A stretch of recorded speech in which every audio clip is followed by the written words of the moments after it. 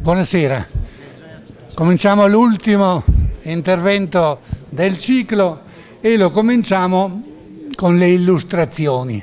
Ecco, grazie ai tecnici dell'Ateneo è possibile farvi vedere alcune immagini prelevate da uno o due libri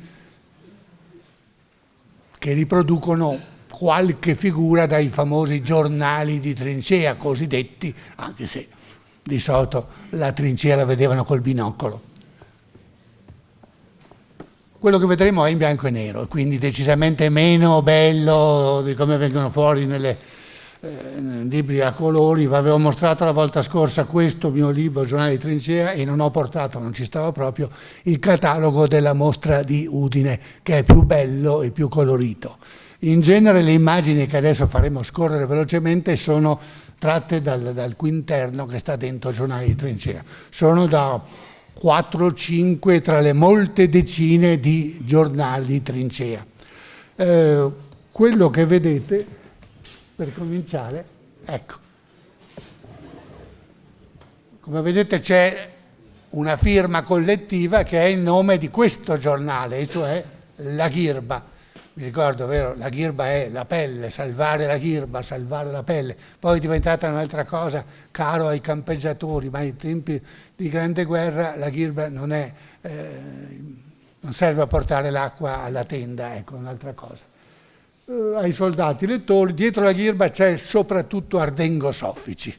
Ardengo Soffici vuol dire uno dei redattori principali della Voce, che è la principale, a parte la critica di Benedetto Croce, tra le riviste primo novecentesche. Soffici assieme a Papini aveva fatto dopo la Voce anche L'Acerba, puntigliosamente, rabbiosamente interventista, e poi a differenza di Papini era andato anche a fare Il Combattente, ma oltre che Il Combattente anche, diciamo, un po' di psicologia della truppa nell'ambito degli intellettuali che stavano accanto al generale Capello al vertice proprio della Seconda Armata. E allora la ghirba è uno dei 2 o 3 migliori, poi è questione di gusto. Da un punto di vista artistico, con la lettura di una storica dell'arte come Anna Villari, che scrive il saggio di storia dell'arte nel catalogo della mostra di Udine, da questo punto di vista probabilmente la ghirba è la più bella di tutte. Insomma, oltre che Soffici, che è pittore, oltre che scrittore, c'è il giovane De Chirico, e ce ne sono altri.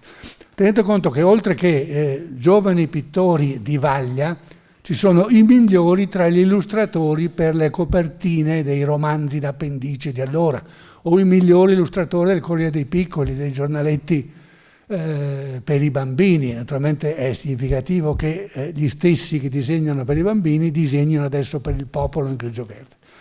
Ecco, la lettera che vedete a destra, questa invece è tratta dal catalogo. Io non leggo granché, ma può darsi che qualcuno riesca a distinguere le parole.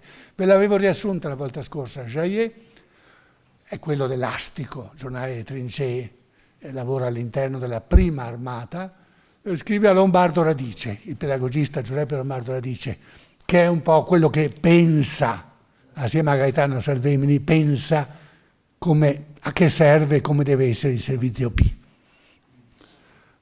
Adesso, ecco.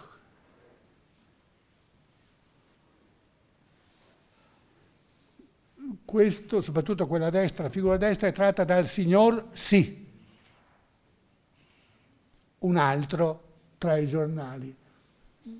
Non mi sembra bellissima, ma può illustrare la deformazione grottesca, la parodia.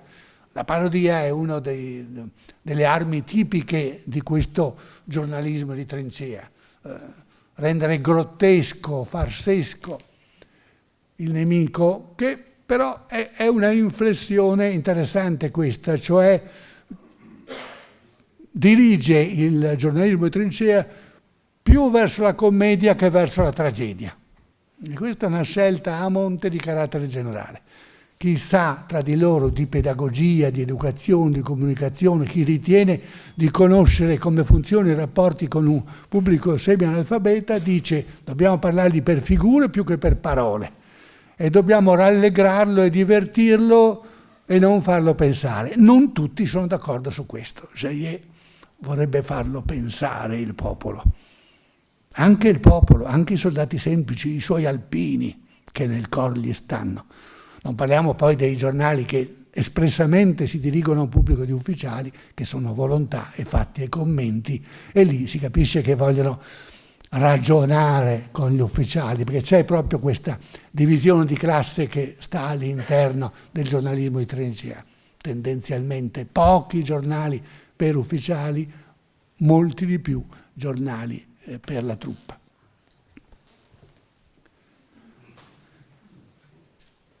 Qui abbiamo la tradotta, è il più famoso di tutti, è il giornale della Terza Armata, è l'invenzione del colonnello Ercoles Magnotto, che è quello che pensa la propaganda per la Terza Armata, che è l'armata del Duca d'Aosta, sede a Mogliano. È di lì che partono molte cose, tra cui la tradotta, ma anche i piccioli viaggiatori, ma anche gli aviatori che vengono sganciati sulle terre invase per fare lavoro così, di preparazione e di informazione rispetto alla battaglia. Insomma, molte cose rimandano a questo colonnello e riesce a trovare anche la persona giusta per fare la tradotta, che è Renato Simoni, il comediografo veronese e il critico teatrale del Corriere della Sera, di nuovo il Corriere della Sera, che è il luogo dei luoghi all'interno della direzione complessiva della guerra. Non so quanto riuscite a vedere, specialmente da là in fondo, ma insomma questa vita quotidiana in trincea è una vita infantilizzata. Questi soldatini, adesso sì, si capisce perché chiamarli così. D'altronde c'è chi li chiama i nostri boy non è tanto diverso dai nostri soldatini, ma hanno tutti le guance paffute, sono allegri e beati. Negli immediati dintorni delle trincee, subito dietro, ci sono le lenzuola stesse da asciugare, sembra una calle di Venezia o di Napoli dei bei tempi. Ecco. Altra penna, altra matita, altro disegnatore nelle immagini a destra, specialmente elegantissimo, raffinatissimo, il disegno di Umberto Brunelleschi qua nella parte bassa dell'immagine di destra. Brunelleschi disegna sempre questi splendidi tenenti e sottotenenti e queste splendidissime ragazze, possibilmente triestine. Fanno parte del sogno, naturalmente, dell'immagine, finché non si arriva nei paraggi del 3 novembre del 18, nei numeri che immediatamente seguono, e allora il sogno, l'attesa può in una certa misura realizzarsi.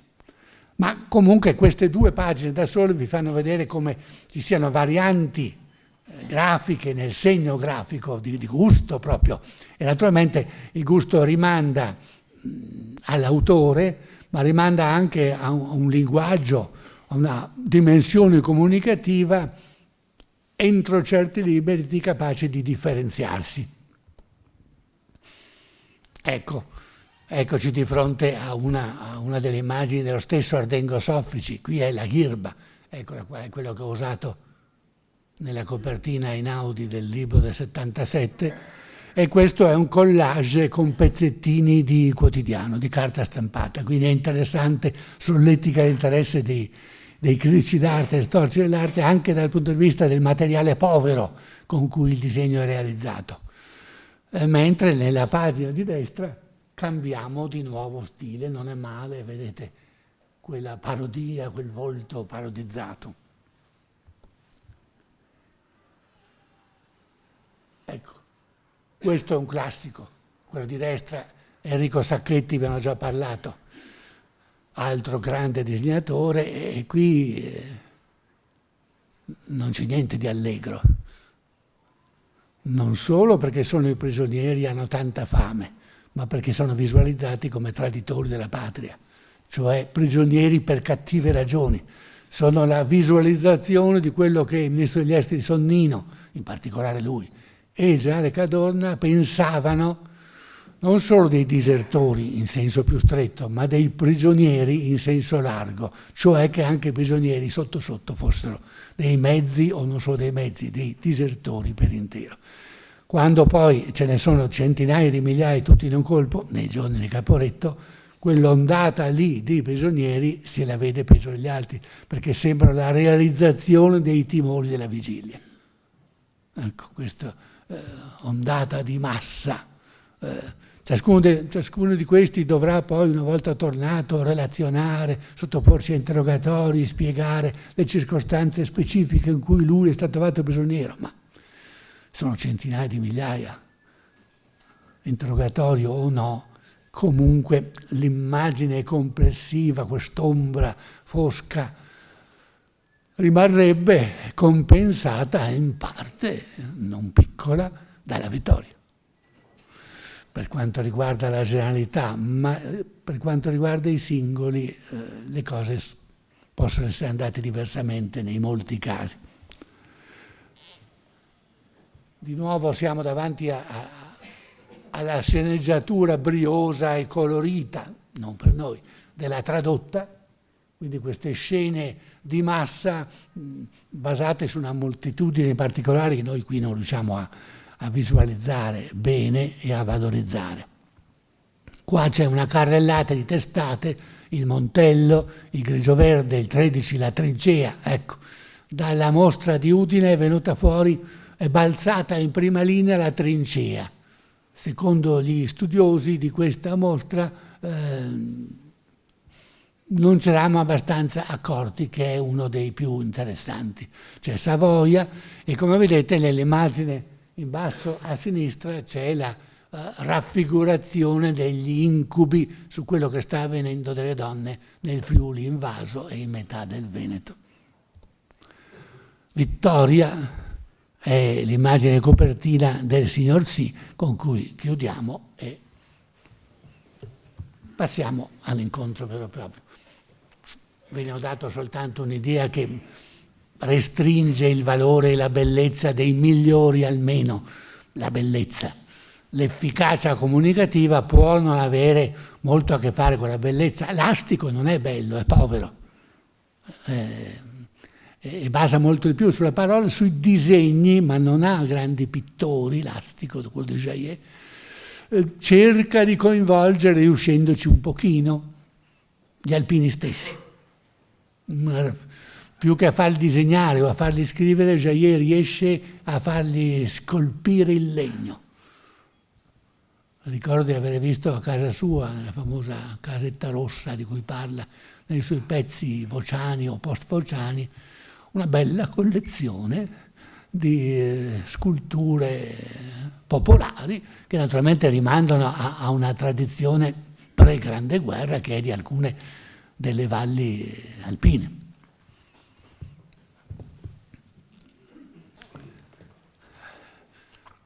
Avremmo un sacco di cose da dire, devo stare molto attento all'orologio, se no, contrariamente a tutto quello che vengo dicendo, non riusciamo neanche a far vincere la guerra all'Italia. Se mi fermo, beh, sarebbe veramente un contrappasso.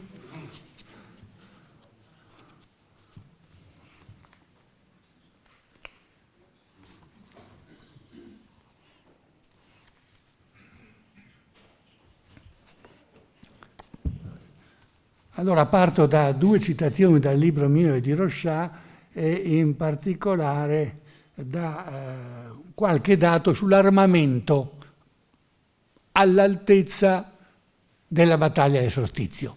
Oggi noi ci muoviamo negli ultimi mesi di guerra dalla battaglia del Solstizio, ne dico ancora qualche cosa, non ne ho detto abbastanza, fino alla vittoria.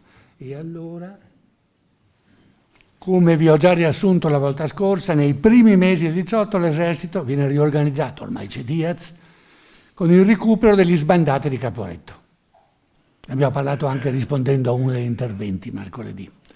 E l'afflusso di cannoni e materiali che l'industria produceva a pieno ritmo.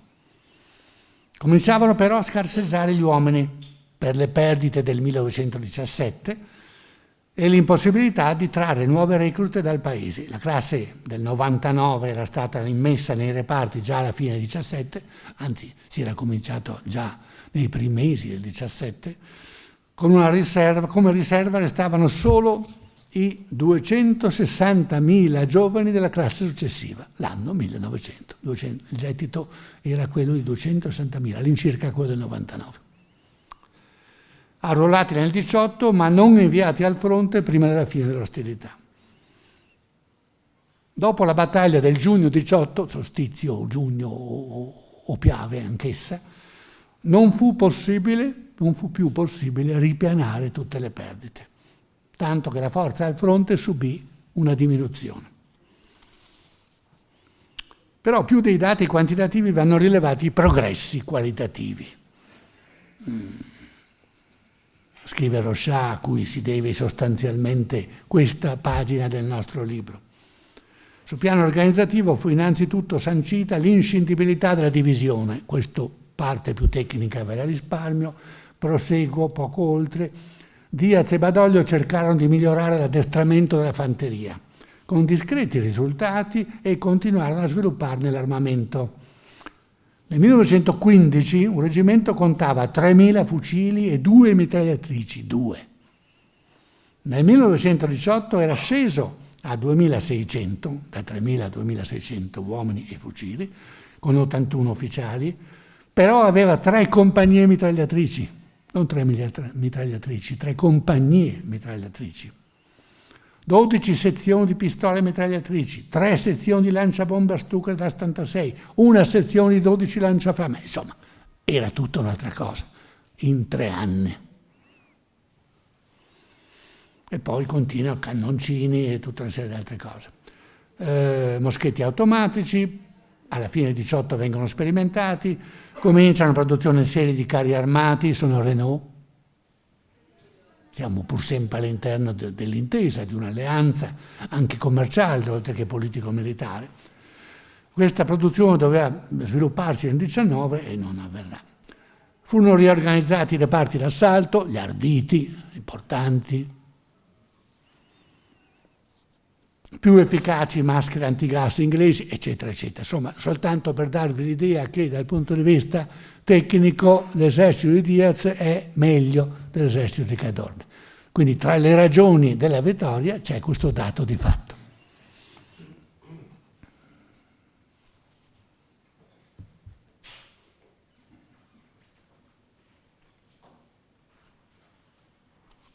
Però l'aspetto più noto nel rinnovamento dell'esercito, che prende il nome da Diaz e dal suo aiutante Badoglio e poi anche Giardino, non è quello strettamente militare, ma quello che ha a che fare, abbiamo già parlato dei giornali, della propaganda, allarghiamo il discorso, che ha a che fare con la psicologia. Il servizio P non vuol dire solo propaganda, vuol dire psicologia, ma per fare psicologia e occuparsi del morale, le parole non bastano, ci vogliono le cose. Allora vediamo un po' la sintesi di cose che in parte vi ho già detto, ma riepilogo. L'aspetto più noto dell'opera di Diaz e di Badoglio fu la nuova attenzione verso i soldati così trascurati da Cadorna. E qui non è questione di bontà rispetto a cattiveria, ci sarà anche un aspetto di carattere, ma certo che anche come carattere il napoletano Diaz è diverso dal piemontese Cadorna, ma non è tutto qui, è proprio una scelta, una linea diversa. Non occuparsi del morale ha fatto fallimento.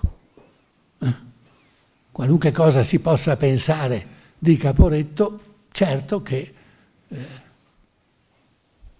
bisogna preoccuparsi di quello che pensa la gente in divisa e la gente senza divisa. Esiste anche il fronte interno, il fronte dei civili, quindi esiste anche il morale dei civili. Come sostenerlo? Con parole, d'accordo, io finora ho insistito molto sulle parole, ma anche con cose. Il miglioramento delle condizioni di vita in trincea divenne un obbligo per i comandi di tutti i livelli. Turni più brevi in prima linea, fondamentale. Turni più brevi in prima linea. Contenimento delle perdite nei periodi tranquilli. distribuzione regolare di un rancio più curato, regolarità e qualità. La razione fu riportata a 3.580 calorie. Apprestamento di ricoveri adeguati. Alle unità che scendevano dal fronte furono assicurati un riposo effettivo. Non era sempre stato così. Che Cadorna aveva paura che perdessero l'allenamento, per cui anche il tempo libero appariva come un vuoto che andava immediatamente riempito, e allora ovviamente era meno corroborante. Tutto ciò ha a che fare con la psicologia del Fante, naturalmente, ma deriva anche dalla psicologia degli ufficiali, da una giusta riorganizzazione del modo di pensare la guerra e il rapporto degli ufficiali con i soldati.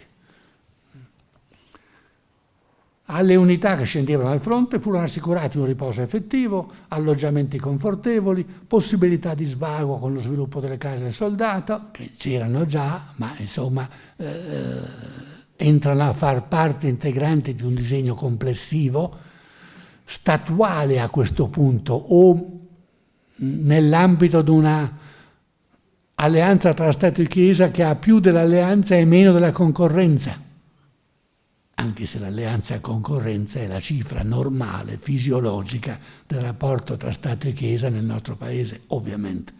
Fisiologia che talvolta può debordare in patologia, questo dipende dai capitoli storici che vogliamo esaminare, ma questi mesi qui sono mesi di alleanza più che di concorrenza, e anche le case soldate, che rimandano certo all'intraprendenza di un sacerdote, Don Minozzi, però adesso rientrano nel disegno complessivo del servizio P. Spacci cooperativi, l'organizzazione di spettacoli e manifestazioni sportive. Poi fu disposto in termini tassativi che i feriti e i malati recuperati dagli ospedali dovevano rientrare ai reparti di origine, questo è fondamentale. Cioè la composizione dei reparti negli anni precedenti era abborracciata e casuale. E quindi l'unità, oggi si direbbe addirittura l'identità del singolo reparto, non poteva costruirsi perché veniva continuamente cambiata la composizione di ogni reparto. I reggimenti, le unità militari che si trovano di fronte, che si erano trovati di fronte già a Caporetto agli italiani, viceversa erano basati su reclutamenti territoriali e tradizioni specifiche e nomi oltre che numeri, reparti con un nome magari di un eroe di quello stesso reggimento di 100 e 200 anni prima, che doveva dare il senso della continuità, il contrario dell'abborracciato, del frettoloso, dell'informe.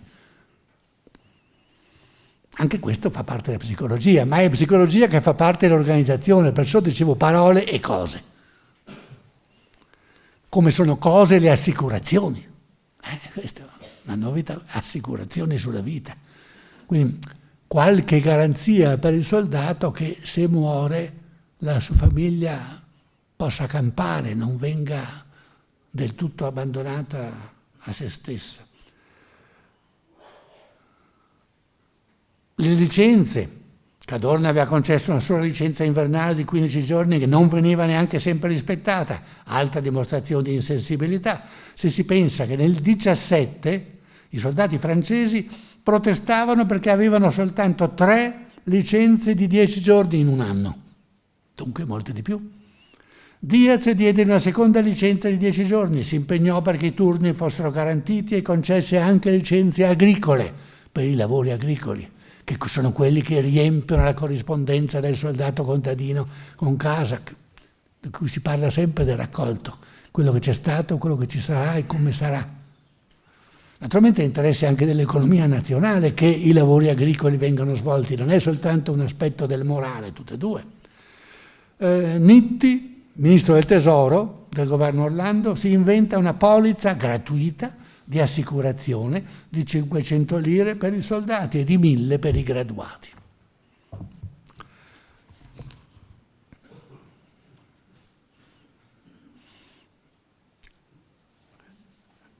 Vi do un esempio scritto questo e non disegnato di giornale di trincea, lo prendo dalla tradotta. Lo stesso direttore factotum Renato Simoni ha scritto parecchi testi e fra questi uno è dedicato alla Madonnina blu. Io penso che parecchi dei presenti si siano trovati di fronte prima o poi a questa celeberrima poesiola lunga, ma comunque poesiola da scuole elementari. La Madonnina blu esce nella tradotta del 14 aprile 1918 e io vado a cercarmela nei giornali di trincea.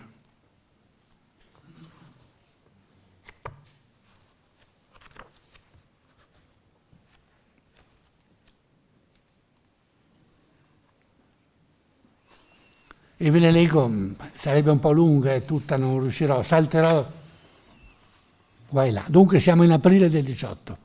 In una chiesa non lungi dal Piave, un lume solo nel buio era acceso. C'era d'intorno un odore soave di un vecchio incenso nell'aria sospeso. Sopra un altare, tra palme di rose, una Madonna vestita di blu. Volgea le meste pupille amorose sul dolce sonno del bimbo Gesù. Ecco, la porta si schiude ed un passo sode risuona, si fa più vicino. Dicono i santi: chi fa questo chiasso che può svegliare il celeste bambino? E la fiammella dal lume d'argento incuriosita s'allunga a guardare. C'è un vecchio prete che accostasi lento e fa un inchino davanti all'altare. La me perdona, signora, se vengo a presentarmi così a Madonna. Ho de parlare che lo so, non so degno, ma so che ella la sei tanto buona. So Papa Sarto, da un pezzo son morto, ma in sti paesi, signora, son nato. Del campaniel qua si vede fin l'orto dove giocava cog'era tosato. E il paradiso se beo, sì, tanto, ma ste casette me se tanto care, e tanto caro me se il camposanto dove riposa mio pare e mia mare. De tanto in tanto bisogna che basa quelle doppiere, che veda il mio Piave. San Piero il dice: Don Beppo, stia a casa, ma il versi l'uso e il men presta la chiave.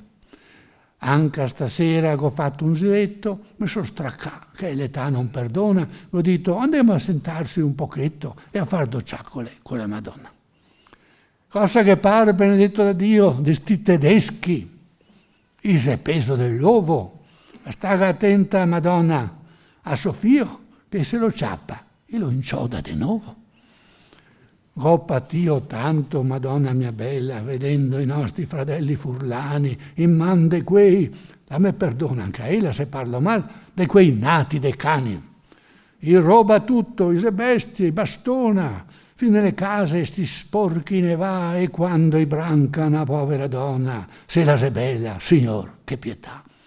Neanche le cese non sei più sicure, le nostre cese più sante, più be, dove il battesimo ga le creature, dove si sposa le nostre putele, le nostre povere piccole cese piene di fiori nel mese di maggio, che a star lontani dal nostro paese, se che pensa, ne torna il coraggio. Ben, fin le cese sti sporchi ne spacca, coi suoi canoni che Dio maledisse. Voi capite che naturalmente non erano soltanto i cannoni austro-ungarici che colpivano il Friuli e metà Veneto, perché la guerra era la guerra e tiravano anche i cannoni italiani, ovviamente. Non si poteva fare diversamente. Ancora una botta, stasera una pacca, gli dà fuoco, gli la rompe, la schissa, gli viene svolando sti fiori del demonio, gli va cercando le cese, gli tira, anche a San Marco, domani Sant'Antonio, e se la falla, gli ripete la mira. Ancora qualche strofa, ve la leggo tutta. Non è male, no? Funziona in realtà, funziona come? Immaginate allora quanto poteva funzionare. Siamo in pieno clerico moderatismo, no? E anche Papa Sarto è abile arruolato per fare la propaganda di guerra. Naturalmente nei decenni successivi sarà abito e arruolato per fare la pace contro la guerra, perché verrà presentato come morto di crepacuore alle soglie della guerra. E vabbè, questo, i testi, anche una persona, anche un personaggio pubblico è in qualche modo un testo che viene sottratto al suo contesto, immesso in un altro contesto e fatto dire un'altra cosa. Dipende. Una caserma di turchi ga fatto d'una ceseta de Udine. I ga, dove la messa diceva il curato, piantà la stalla del servi di Allah. In tutte quante le cese furlane, roba che spasimo solo a contarla, i ga robà fin le care campane.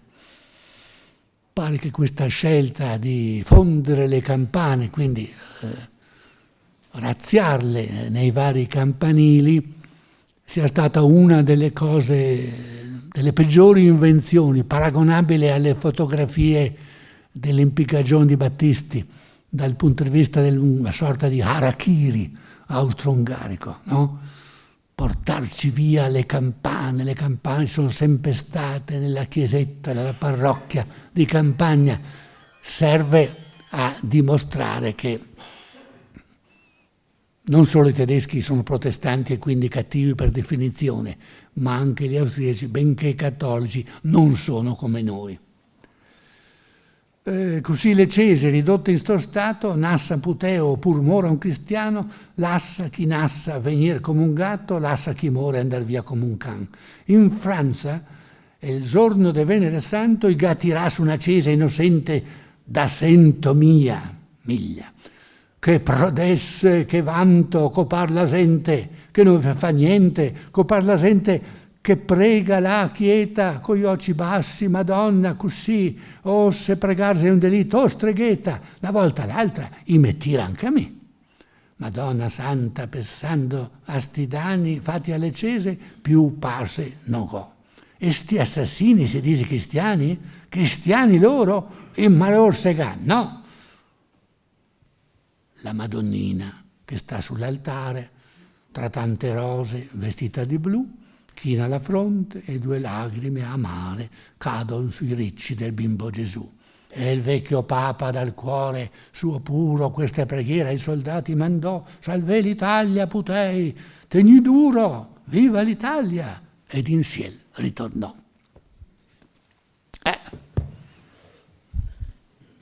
Come vedete, una poesia così, scritta da un redattore del borghese e laico Corriere della Sera, sulla tradotta sincretista che vuole e deve parlare a tutti, in un linguaggio comunicativo, efficace, può effettivamente raggiungere un pubblico, diciamo, interpartitico e interreligioso.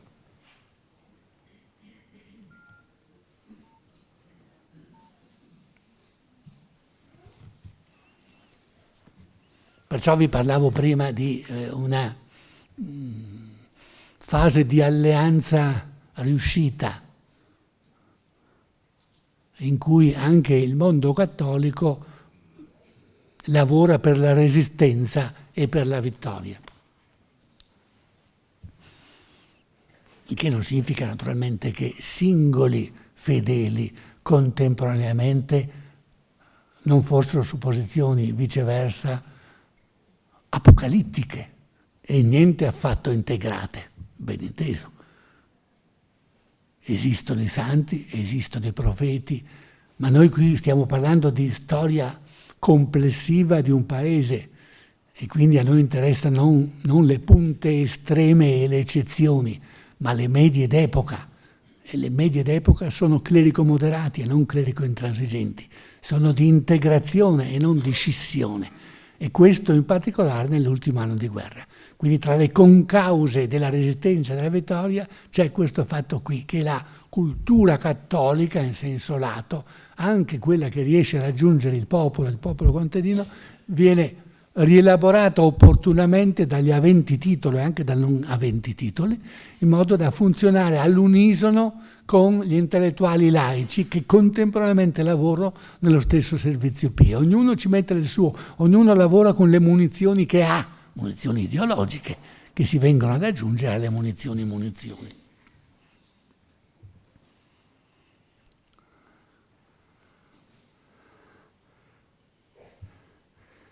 E siamo alla battaglia di metà giugno. Recupero 2 citazioni, sempre dal benemerito Isnenghi Rochas, ma d'altra parte leggo in sede di anniversario che questo libro, che è uscito la prima volta nell'anno 2000, adesso è in 4ª edizione, io sto usando quella del 14, comunque non è stata sostituita da una sintesi, quindi finché non la sostituiscono io sono autorizzato a usarla. Forse lo farò anche dopo.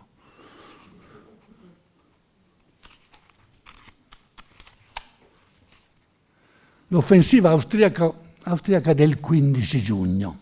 Leggo alcune righe all'inizio e alcune righe alla fine, perché ho visto che funzionano come sintesi, è quel che mi serve in questo momento. La crisi dell'impero austro-ungarico, che si era andata delineando nel 1917,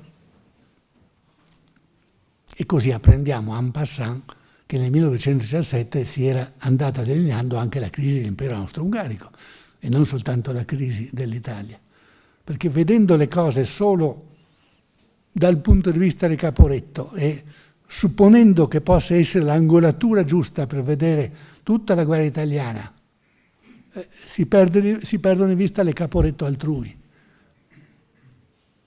che riguardano in particolare ed anche i 2 imperi centrali, così come riguardano anche decine di ammutinamenti in decine di brigate francesi, che significa che l'anno 1917, che è poi l'anno della rivoluzione russa, ovviamente, è un anno di crisi catastrofica in tutti gli eserciti, anche se poi bisogna distinguere, analizzare tempi e modi di queste incipienti catastrofi. Sono quelle naturalmente che suggeriscono a più di uno di fare tentativi di pace, tra cui quelli di cui abbiamo già parlato del Vaticano, ma non sono gli unici. La crisi dell'impero austro-ungarico, che si era andata delineando nel 17, continuò ad aggravarsi nel 18. Gran parte della popolazione era alla fame. Si moltiplicavano gli scioperi di protesta. Di sciopero di protesta. Noi abitualmente sentiamo nominare lo sciopero come espressione di leoni da bissolati a carico dei soldati che avrebbero fatto Caporetto facendo sciopero. Qui invece, tranquillamente, si parla di scioperi economici, diciamo, scioperi per la fame, scioperi per la condizione quotidiana nelle retrovie dell'impero asburgico, come se la guerra per gli imperi centrali stesse andando a tal punto male che non ci sono più rifornimenti e possibilità per i civili di mangiare, da rendere possibile il rientro in azione anche delle armi del conflitto sociale che di solito sono riservate al tempo di pace e non al tempo di guerra. Ecco, questa visione qui degli imperi centrali percorsi da scioperi, e adesso vedete quello che sta per arrivare, non l'abbiamo se ci accontentiamo di una visuale tutta interna alla storia italiana. E allora una visuale tutta interna alla storia italiana ci porta anche ad enfatizzare Caporetto. Proseguo. Si moltiplicavano dunque, stiamo parlando dell'impero asburgico, tra i civili, nelle città, si moltiplicavano gli scioperi di protesta, e qui, a parte queste dinamiche sociali da fame, da miseria, crescevano le spinte nazionaliste. Sapete che c'era una dozzina di nazionalità, una dozzina di popoli, lo stesso manifesto di partenza che Francesco Giuseppe con cui Francesco Giuseppe aveva lanciato la guerra all'inizio si rivolgeva ai miei popoli, al plurale. Non si supponeva che ci fosse un popolo asburgico, naturalmente. Era un impero consapevolmente sovranazionale, convinto dalle generazioni che questa struttura andasse bene, anzi andasse meglio. Crescevano le spinte nazionaliste, come dimostrava la formazione sul fronte italiano di unità cecoslovacche reclutate tra i prigionieri. E qui sì, tra i cecoslovacchi dell'esercito asburgico avviene, a rovescio, il fenomeno paventato da Sonnino e da Cadorna. Gli eventuali disertori italiani del 15, del 16, del 17 quasi mai disertavano verso il nemico. Si limitavano a non tornare dalla licenza, ma comunque insomma andavano verso l'interno, andavano verso il paese, verso l'Italia, si imboscavano come potevano, ma in Italia. Fenomeno del tutto diverso, quindi da questi cechi e slovacchi che si danno prigionieri agli italiani come gli italiani d'Austria e della Venezia Giulia avevano fatto all'inizio della guerra tra 14 e 15 dandoci prigionieri ai russi. Ecco, quello è semmai un'analogia che possiamo fare. E una parte di questi prigionieri poi, con un viaggio lunghissimo, torna in Italia e una parte di questa parte rientrano come soldati in grigio-verde invece che con la divisa austro-ungarica. Il 1 febbraio 1918, dunque siamo alcuni mesi più indietro della battaglia del solstizio, cosa succede? Le navi dislocate a Cattaro si ribellarono. Pola e Cattaro sono due grandi basi marinare della flotta austro-ungarica. Quindi che ci sia una ribellione di navi a Cattaro significa la ribellione in una base importantissima. Si ribellarono e si verificarono anche rivolte in alcuni depositi militari dell'interno.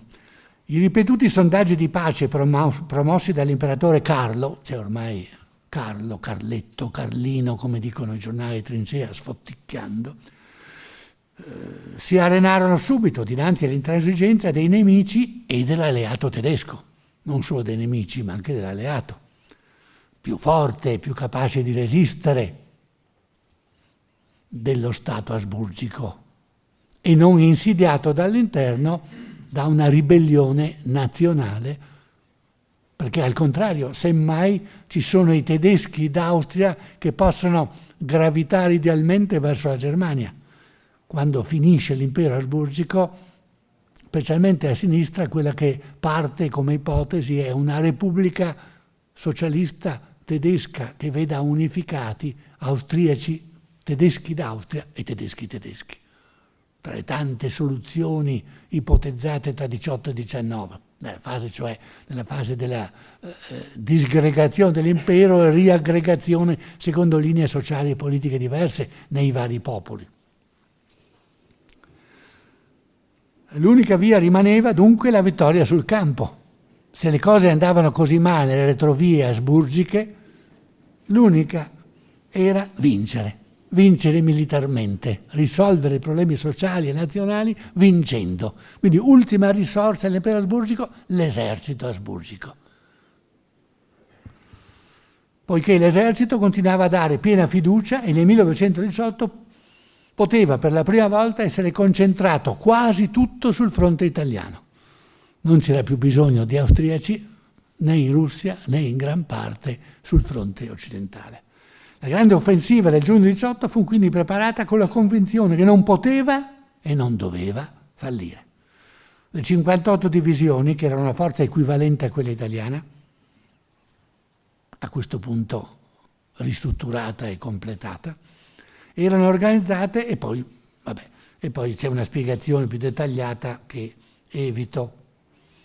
Scarseggiavano sì i viveri, ma non scarseggiavano le armi né le munizioni, e le truppe asburgiche erano galvanizzate dalla promessa della vittoria decisiva e del bottino che inglobava il nuovo raccolto che cominciava a vedersi e che invogliava molto. Come va a finire? 4 pagine dopo la battaglia va a finire in questo modo.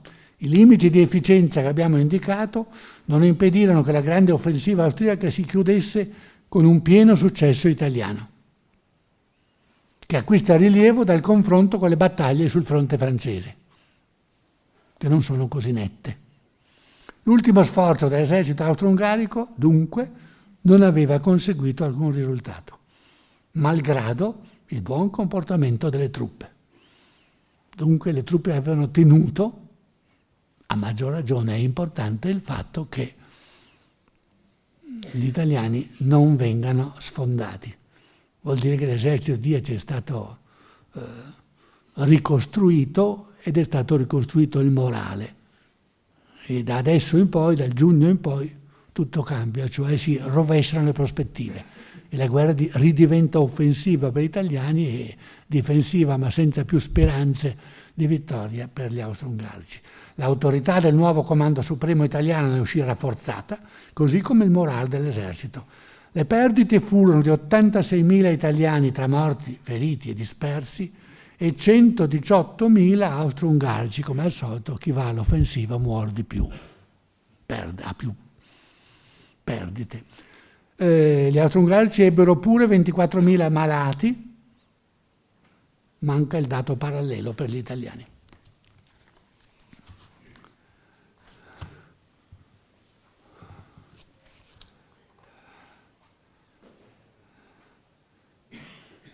Allora, tenete ben presente, anche se io non mi ci posso soffermare, non posso dedicarci perciò il tempo che sarebbe giusto dal punto di vista dell'importanza, tenete presente quello che sta succedendo nel mondo tedesco e nel mondo austro-ungarico, cioè questo doppio processo rivoluzionario, doppio nel senso che nell'impero asburgico è sia sociale, diciamo la socialdemocrazia che si rimette in movimento, che esce dall'abbraccio mortale con il governo asburgico che aveva accettato nel 1914.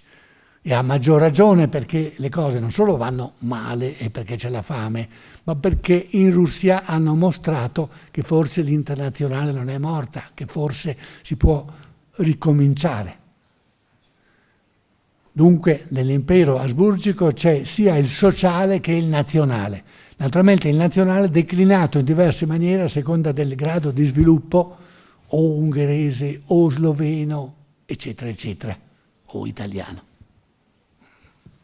Sono tutti risorgimenti, ma qualitativamente diverso, con tutti i livelli e dislivelli del caso.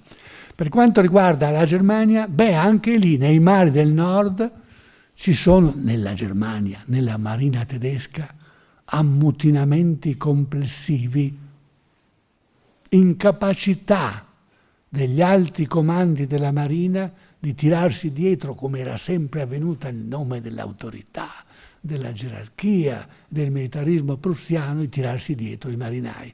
A un certo punto, verso la fine, si pensa anche di immolare la marina in una grandiosa battaglia perduta, ma gloriosa, e qui c'è il rifiuto dei marinai. Su questo ci saranno tutta una serie di riflessioni e ripensamenti anche d'ordine letterario, se qualcuno di voi ha in mente i romanzi di uno scrittore non di primissima linea, ma comunque di prima linea, come Ernst Wiechert, tipo La vita semplice, per esempio. Questo scrittore, che non sarà nazista, anche perché è un conservatore, non si riconosce nella destra nazista, che è una roba da energumeni, mentre lui è un conservatore, vecchia destra tradizionale.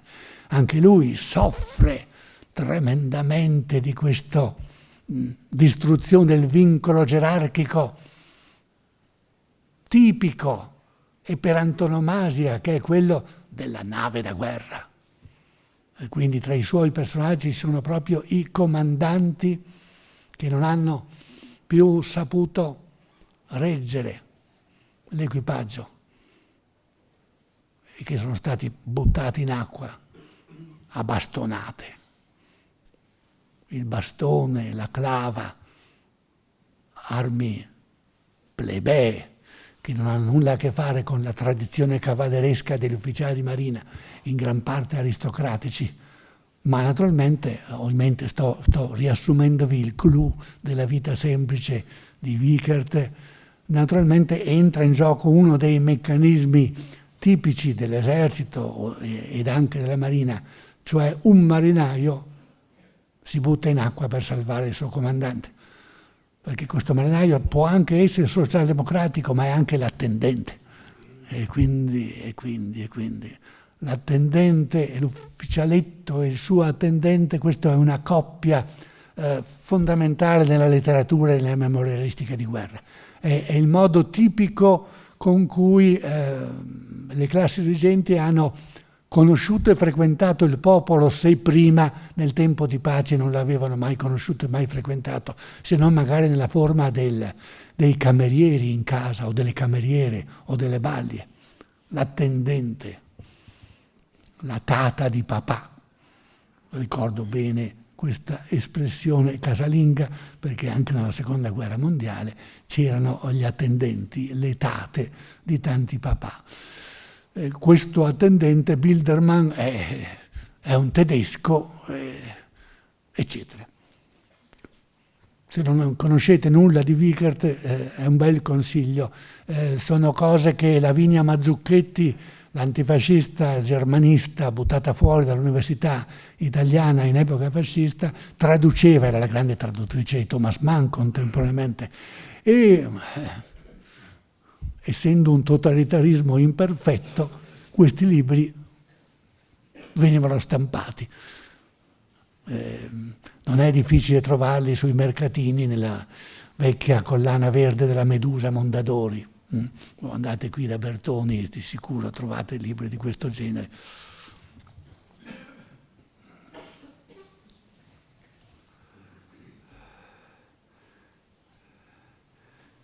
Adesso abbiamo ancora da amministrare gli ultimi 40 minuti, non sarà facile, ma insomma, stavo per dire, andiamo oltre ed addentriamoci negli ultimi mesi, ma in realtà il testo che mi appresto a leggervi non va oltre. È di Giuseppe Antonio Borgesi, non ci allontaniamo dalla Germania. Lui era professore di lingua e letteratura tedesca all'Università di Roma e poi in altre università.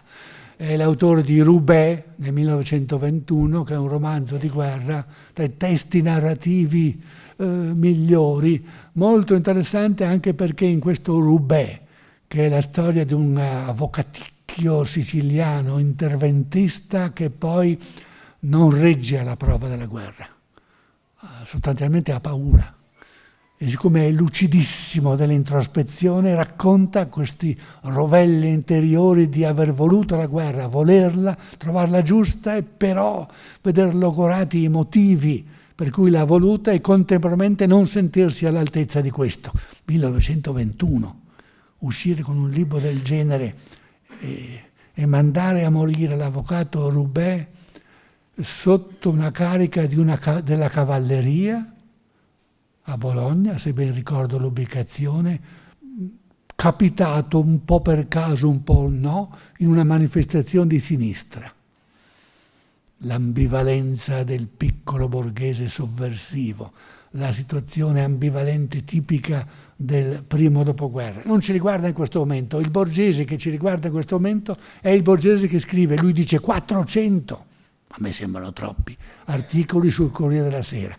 In gran parte non firmati perché gli articoli politici più importanti sono nei giornali quotidiani e meno vengono firmati e quindi si attribuisce la responsabilità comunque al direttore che non necessariamente li ha scritti. Borgese ha questa prerogativa che conosce la Germania, è un professore di lingua e letteratura tedesca. ci ha costruito la sua cattedra per la verità, con una raccolta di articoli fatti per Il Mattino di Napoli e per altri quotidiani. Ma insomma nel primo decennio c'erano pochi germanisti e si sono accontentati di questi volumi che lui aveva messo insieme, spesato da quotidiani che l'avevano mandato a vedere la vita quotidiana in Germania. Dopodiché questi articoli erano diventati libri e lui, insomma, rispetto alla media dei giornalisti e dei collaboratori dei giornali, certo che sì, conosceva il mondo tedesco e conosceva la lingua tedesca molto di più.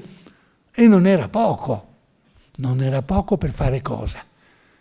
Per fare la propaganda che rendeva barbaro, unno, visigoto, eccetera, i tedeschi non occorreva conoscere la Germania, bastava essere disposti a contare balle e fandonie o essere bravi disegnatori capaci di contraffare le fattezze del nemico, d'accordo. Ma il Corriere della Sera faceva la tradotta, faceva il Corriere dei Piccoli, ma faceva anche il Corriere della Sera. Quindi Albertini voleva continuare a fare il quotidiano della classe dirigente. Quindi la pluralità dei linguaggi faceva parte dell'azienda, anche commercialmente, perché questi prodotti si vendevano. E Albertini era non solo direttore, ma coproprietario, assieme ai Crespi, i fratelli Crespi del tessile, che lo sono rimasti anche dopo. Allora, avere anche qualcheduno che conosca davvero la Germania e possa parlarne a ragion veduta è una risorsa per un grande quotidiano che voglia presentarsi come il quotidiano, la testa pensante del Partito Liberale e del governo da esso espresso.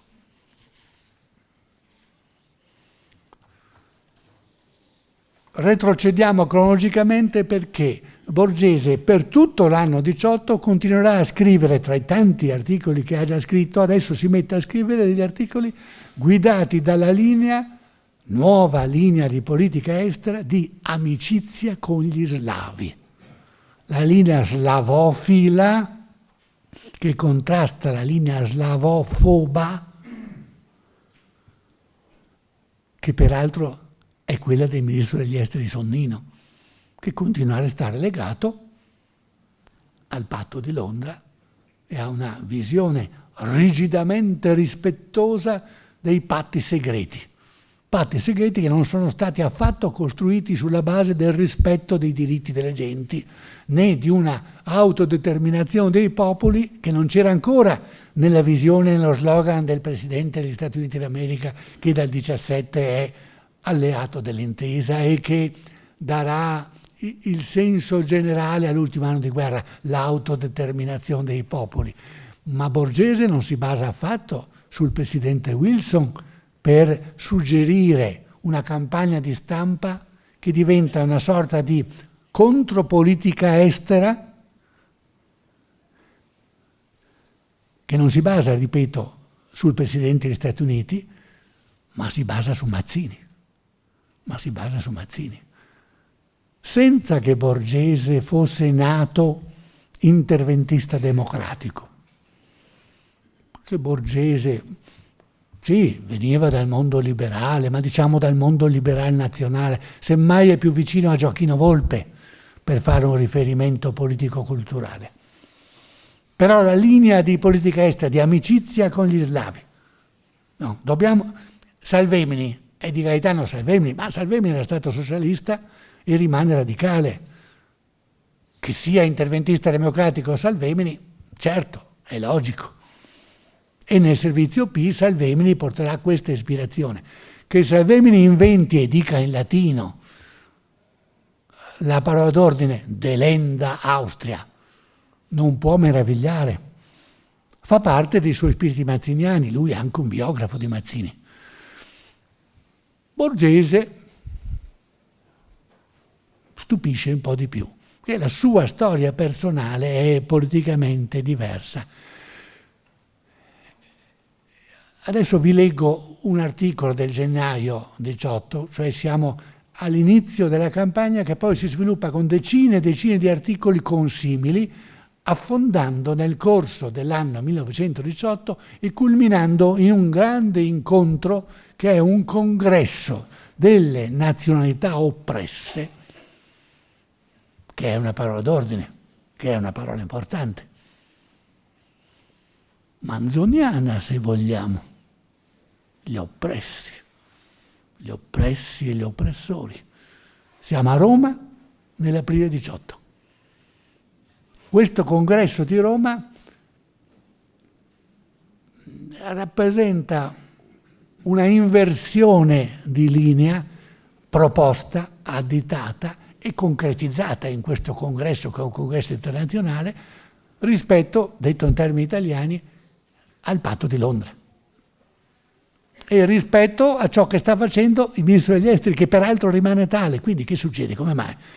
Il Presidente del Consiglio Orlando appoggia questa nuova linea, però non ha la forza di mandar via il ministro degli esteri e sostituirlo, il che significa che all'interno del governo Orlando Sonnino, perché in tempo di guerra i governi si denominano di solito dal Presidente del Consiglio e dal ministro degli esteri, ebbene ci sono due linee, e non due linee su questioni marginali, ma sulla questione delle questioni, e cioè il dominio sull'Adriatico. È come se la crisi del primo dopoguerra cominciasse già a porre le proprie basi all'interno, mentre va scorrendo ancora l'anno 1918. Amici o nemici degli slavi e della nascente Jugoslavia, perché possiamo dire gli slavi, che vanno ancora decidendo che cosa fare di sé dal punto di vista politico-istituzionale. Una grande Serbia è una possibilità, diversi regni è un'altra, la Jugoslavia, come che sia, la costa adriatica che sta di fronte all'Italia è molto più ricca di porti sicuri di quanto non sia, lo abbiamo già detto, la costa sabbiosa, bassa, della penisola italiana. Per cui la Marina ci pensa. E la Marina finisce per avere una sua politica estera, strano, ma vero, diversa da quella dell'esercito. Alla Marina interessa controllare direttamente, possedere se possibile la riva istriana e dalmatica. L'esercito si preoccupa in anticipo pensando, sì, la Marina terrà i porti, ma noi esercito come faremo a difendere la riva da tutta l'Europa centrale e orientale che ci sta dietro e che nel nome della fratellanza slava con la Russia dietro, cosa sarà la Russia nel dopoguerra? Certo ha fatto la rivoluzione, ma chissà mai nel 1918 che cosa vorrà dire una Russia che ha fatto la rivoluzione. Sarà o non sarà ancora la Russia protettrice della Serbia? Si ergerà o non si ergerà? Legittimando naturalmente il proprio potere, come farà poi a suo tempo l'Armata Rossa, d'altronde. Si ergerà o non si ergerà come alta protettrice dei popoli slavi? Punto di domanda. Allora, in un memoriale del gennaio del 18, G.A. Borgese, Giuseppe Antonio Borgese, questo scrittore e giornalista, dunque non in un articolo, ma in un memoriale, qualche cosa di più confidenziale, di più segreto, che manda ad Albertini e che può volta a volta far girare tra pochissime personalità a cui attribuisca potere e importanza.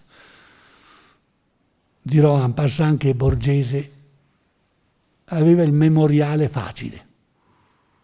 Negli anni 30, quando è negli Stati Uniti e ha il problema se tornare oppure no, perché è partito per fare un giro di lezioni, conferenze, e lui era professore di estetica al Politecnico di Milano. Il problema che si pone è che c'è il giuramento nel 31, il giuramento di fedeltà dei professori al fascismo,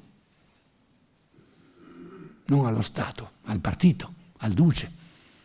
Allora c'è quella dozzina appena di professori su oltre 1 migliaio che hanno la possibilità, la volontà, la capacità di dire di no, che non giurano e se ne vanno in pensione. Borgese è all'estero, non torna. Che cosa vuol dire questo? Io adesso leggo da un saggio che ho scritto 1 anno e mezzo fa per un volume della Fondazione Corriere della Sera che raccoglie gli articoli migliori, più interessanti di Borgese sul Corriere della Sera e che viene tenuto fermo dalla famiglia, dagli eredi, che non accettano come io ho trattato nel mio saggio introduttivo Borgese negli Stati Uniti rispetto alla questione del giuramento. Mi hanno anche mandato la frase che secondo loro dovrei scrivere perché il libro possa venire stampato, è già in seconde bozze, è fermo da 2 anni perché la Fondazione non se la sente di ferire gli eredi di Borgese, anche perché c'è di mezzo un matrimonio con una firma importantissima del Corriere, una delle più nobili firme fra l'altro. Io ovviamente non ho accettato la frase che mi è stata sostituita, sono i guai dei contemporaneisti, ma niente di simile mi era mai capitato. E così ogni tanto, rarissimamente per la verità, forse questa è la prima o seconda volta, quando ne ho l'occasione, comunque questo inedito, che non resterà sempre inedito naturalmente, perché libro non libro, il saggio è mio e lo gestisco io, leggo qualcosa. Questo memoriale dice così: gli italiani, siamo nel gennaio 18, quindi all'inizio dell'anno, ma poi queste cose le continuerà a dire in un sacco di articoli. Io ve li potrei leggere, ma non potrò farle. Gli italiani e i jugoslavi sono stati i migliori strumenti della politica antitedesca. La disputa fra italiani e jugoslavi è quella che salva l'Austria. Salva l'Austria. Noi andiamo per la nostra cecità alla rovina. Noi lavoriamo all'ingrandimento politico e morale dell'Austria. Occorre convincere Wilson dell'ingiustizia e dell'inferiorità delle sue idee. Sono le idee, non sono i trattati quelli che contano. Ma perché l'America abbandoni l'Austria, occorre che i popoli dell'Austria concordi, lo vogliano. Occorre prima di tutto l'accordo fra italiani e jugoslavi. Deve essere pronunciata ad una voce la protesta degli italiani e dei serbi. Nessuna forza d'armi potrà darci i confini dalmatici del patto di Londra. Nessuna forza d'armi. Nessun carabiniere internazionale potrà farlo eseguire a dispetto dei contraenti e a dispetto dell'America.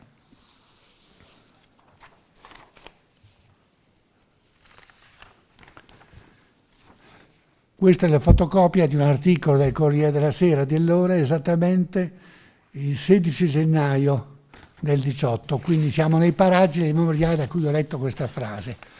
Sarebbero 3 citazioni bellissime, vediamo se le leggo tutte e 3 oppure no, sempre che riesca. Trattare i problemi di questa guerra con la mentalità delle vecchie guerre di secessione non è degno di popoli che aspirano ad avere un nobile posto nell'umanità di domani. Seconda citazione: dire è scritto troppo piccolo, non c'è abbastanza luce, io non riesco a leggere. Che vi devo dire? Dice molto bene di Mazzini. Ecco, questa è la sintesi. Dice: noi abbiamo Mazzini, noi abbiamo, questo è vero, noi abbiamo Mazzini e Garibaldi, è una cosa che talvolta si dimentica. Il Risorgimento italiano ha questi personaggi simbolici straordinari che all'epoca infatti hanno una notorietà internazionale, che certo la Germania non ha, mentre realizza il suo risorgimento in parallelo, che è un risorgimento tutto calato dall'alto, fortissimo certo per la maggior forza strutturale, economica, mineraria, eccetera, della Germania, ma Mazzini e Garibaldi. Ebbene, quello che suggerisce Borgese ad Albertini e che Albertini fa proprio, per cui glielo mette in pagina, è: facciamo tesoro di Mazzini. Mazzini non aveva mica inventato solo la giovane Italia, aveva inventato anche la giovane Europa, la giovane Polonia, la giovane Germania. Nel 1848 italiani e ungheresi avrebbero dovuto andare d'accordo. È il tenente Winkler che in piazza San Marco nel 1848 alza all'ultimo momento i fucili dei militari asburgici che hanno da un altro ricevuto l'ordine di sparare sui rivoltosi veneziani in piazza. E Winkler è un ungherese. Sarà tra un po' un garibaldino, certo, ma il 1848 c'è per tutti, c'è mica soltanto per le 5 giornate per Venezia, è il 48 della borghesia liberale e democratica e del popolo democratico in Europa. L'impero asburgico ce la fa a reggere, ce la fa anche perché i magnati ungheresi decidono che gli conviene mettersi dalla parte dell'Austria e così nascerà poco dopo l'impero austro-ungarico, invece che restare dalla parte degli insorti, gli ungheresi. Anche negli ultimi mesi di guerra gli ungheresi avranno questa duplicità. Cioè sono il popolo militarmente più importante e che anche istituzionalmente, giuridicamente e politicamente governa da generazioni e quindi esprime sia politici che militari di alto bordo. Però contemporaneamente all'interno del popolo ungherese serpeggia una linea politica contraria che ipotizza una libera Ungheria. Ecco, gli ultimi mesi del 18 vedono moltiplicarsi questa situazione qui. Adesso vorrei usare questo po' di tempo che c'è adesso per darvi un'idea dello spirito, dell'aria che tira in quella che va preparandosi come la Caporetto asburgica. Io ho 2 libri in uscita che ho preparato insieme a Paolo Pozzato, lo storico militare e traduttore dal tedesco, che mi ha messo a disposizione perciò molti testi, anche quasi sempre inediti in italiano, austriaci, ungheresi e tedeschi, relativi all'ottobre-novembre 17 e all'ottobre-novembre 18. Quindi il primo dei 2 libri che Marsilio farà uscire ad aprile si chiama Oltre Caporetto ed è una nuova edizione completamente ripensata dei miei antichissimi vinti di Caporetto. Un libro nuovo è invece, penso che il Mulino vorrà chiamarlo così, I vinti di Vittorio Veneto, che servono anche questi da contraltare, che saranno anche questi una antologia di testi diaristico-memorialistici di parte austro-ungarica e tedesca che, parlo di quelli relativi all'ottobre-novembre 18, vivono in diretta o ripensano 10, 15, 20 anni dopo, caso per caso, ogni volta spieghiamo il senso di questo testo, vivono in diretta o rielaborano e ripensano questa disgregazione inaudita dell'esercito.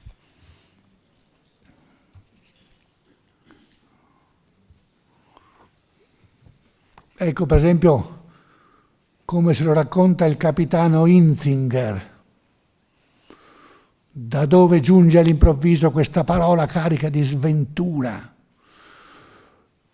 Come un nero corvo di sventura svolazza all'improvviso sulla città e la regione, si annida in ogni strada, in ogni vicolo, su tutte le piazze, sulle montagne e nelle valli, come una peste che opprimeva tutti. Non stavano ancora i nostri eserciti vittoriosi tutti in territorio nemico. Questa parola è l'armistizio. Armistizio, pace, richiesta armistizio. Non ci resta da affrontare che i soli italiani. Russi e serbi sono già fuori gioco. Nessun nemico occupa anche solo un fazzoletto di terra della monarchia. Le insinuazioni dei nemici valgono dunque più dell'onore dei nostri soldati? Non si può dunque attendere fino a che un concordato armistizio riporti l'ordine. Tutta la lotta durata 4 anni, il sacrificio di milioni di eroi caduti sono stati vani? Non si trova un solo pugno di ferro capace di dominare il caos.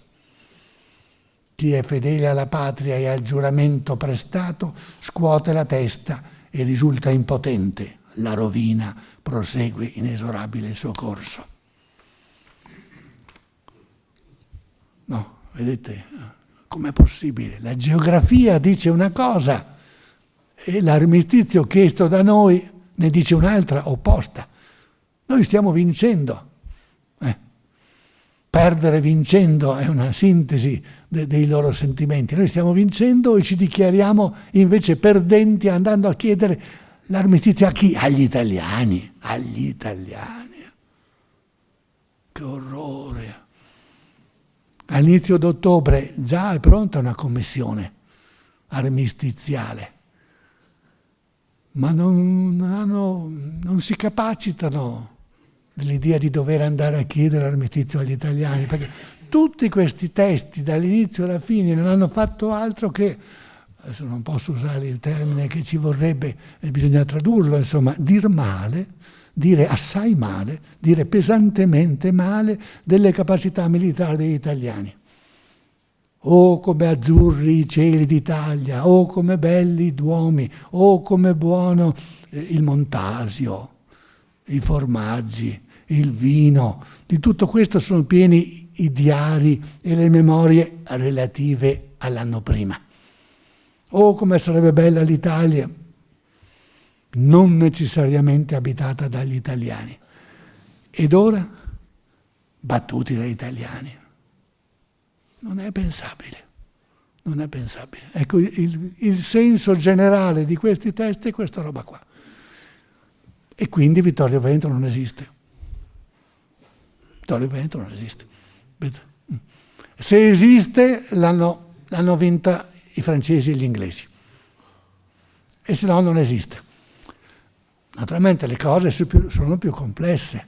Siamo in una guerra totale, la cui dimensione non è riducibile alla dimensione militare, ma comprende la dimensione economica, politica, psicologica. È una guerra totale.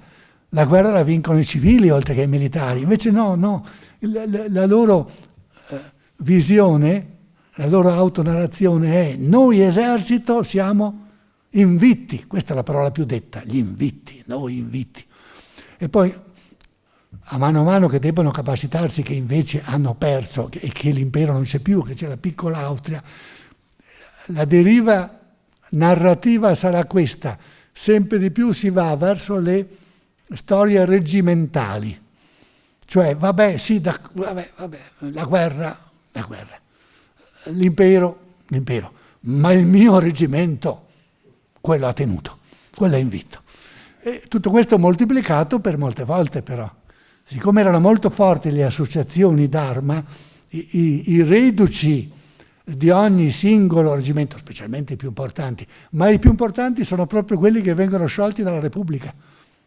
I socialisti, austriaci, tedeschi, la Repubblica, eccetera, non si medesimano nei reggimenti migliori e sono proprio quelli che vengono sciolti.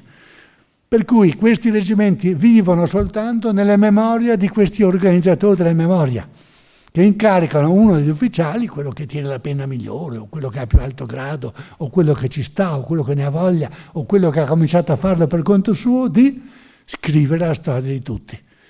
Per cui in questi testi noi abbiamo una nominazione continua, perché continuamente se la fanno, se lo dicono: che bravo il tenente tale, magnifico il capitano dall'altro, e però anche quello, e la medaglia qua, la medaglia là, aneddoti, particolari, e tutto per rappresentare come invitto, come minimo, il micromondo militare. Nel macromondo dei civili, là ci sono i socialisti. E anche la fame, e anche la debolezza, il tradimento, l'inettitudine, Carlo, che addirittura lancia la soluzione federale, mentre invece, come vedete qui, quello che stiamo leggendo è la ricerca dell'uomo forte, non dell'uomo disposto magari a cedere terreno sul piano politico,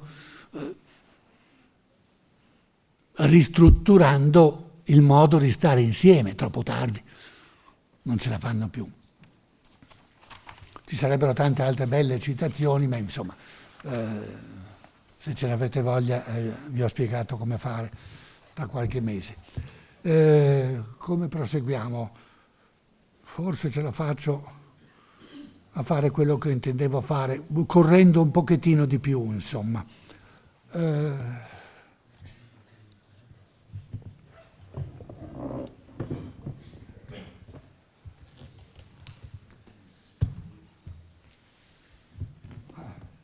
Avrei dovuto inserire a un certo punto,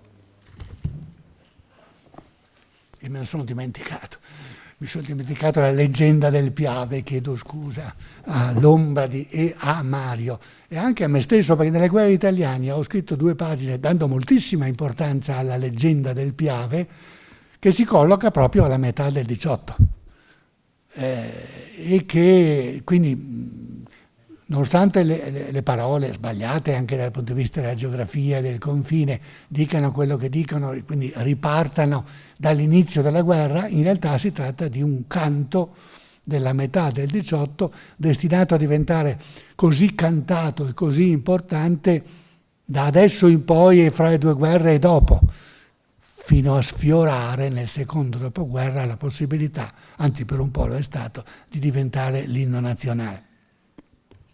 Non faccio più a tempo, insomma, a raccontarvi, ma comunque almeno accenno a questo. Come al solito negli inni non lo conosciamo tutto, tutt'al più qualche verso.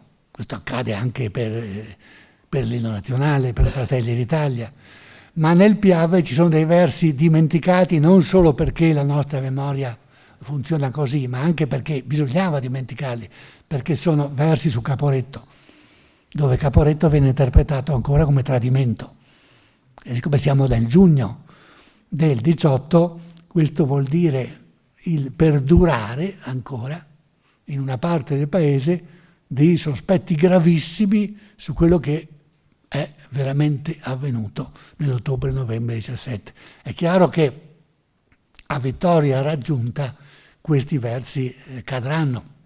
La parola Caporetto diventerà sempre più indicibile a mano che si affonda nel regime fascista. Quando Brancati si sogna di fare quel dramma nel decennale della marcia e lo chiama Caporetto, e glielo pubblica un grande editore e glielo mette in scena perché è un dramma teatrale,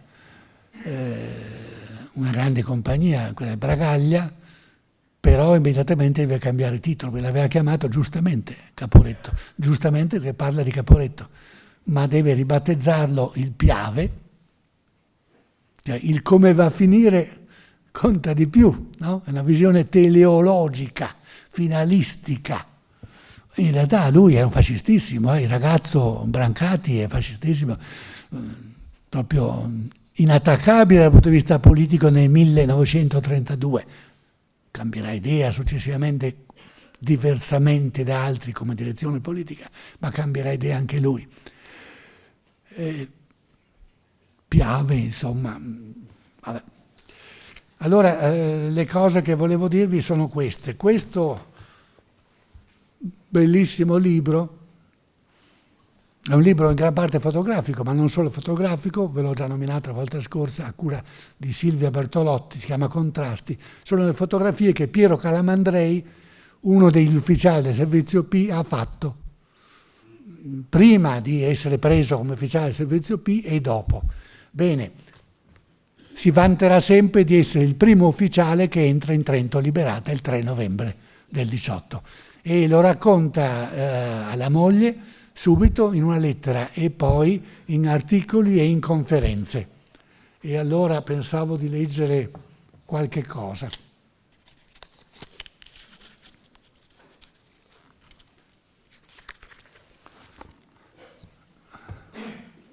in quanto ufficiale del servizio P, di grado abbastanza elevato, dispone di una motocicletta, anzi di un motociclista che la guida e lui sta nella carrozzetta. Ed è per questo che c'è una specie di gara a chi arriva prima con Franco Ciarlantini, che è un altro ufficiale P, di cui Calamandrei dice molto bene. Questo è un paradosso della storia d'Italia, che Ciarlantini sarà poi un fascistone, anzi un responsabile negli organigrammi istituzionali, negli apparati culturali e giornalistici del regime, ma per il momento è ufficiale P tanto quanto il futuro antifascista moderato Calamandrei. Non posso leggere tutto l'articolo, non è possibile, ma insomma dalla lettera, che poi diventa un articolo, questo è il capitolo più entusiasmante della grande guerra di Calamandrei, dice l'autrice. E lui dice alla moglie il 1° novembre, accadono cose che non ti posso raccontare, è il trionfo. È arrivata qui la brigata Volturno. Quando avrai questa lettera i giornali vi avranno portato la notizia che l'Austria si è inginocchiata davanti ai nostri morti. I morti hanno una parte essenziale nel modo di ragionare di Piero Calamandrei e d'altronde anche del Risorgimento, anche dell'Inno di Garibaldi, dopo tutto, anche degli uomini d'azione. Si scoprono le tombe, si levano i morti. Tutto il Risorgimento in fondo parte dal risveglio, dalla resurrezione.